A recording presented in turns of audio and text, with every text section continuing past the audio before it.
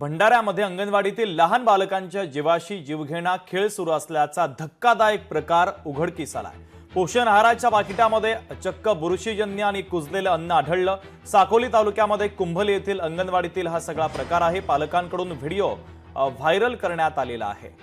तर पोषण आहार पुरवठा करणाऱ्या कंत्राटदारावर गुन्हा दाखल करण्यात आला। तर यापूर्वी अंगणवाडीमध्ये अशा प्रकारच्या घटना घडलेल्या आहेत। चौकशी करून दोषींवर कारवाईची आता पालकांनी मागणी केली आहे।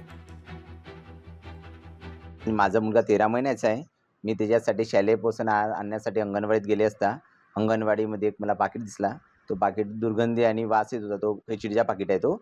त्याच्यानंतर तो पाकिट मला अंगणवाडी सेविकांनी दिलं नाही, पण मी तसे पाकिट जेव्हा पण घरी आणत होते त्याच्या आधी त्याच्यामध्ये कितीदा मला त्यात केस मिळाले, त्याच्यात दगड मिळाले बंद पाकिटामध्ये।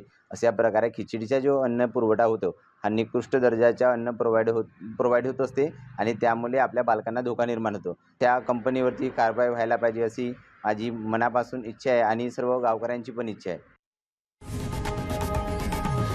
लोकशाही मराठी ऐका, पहा, जागरूक रहा।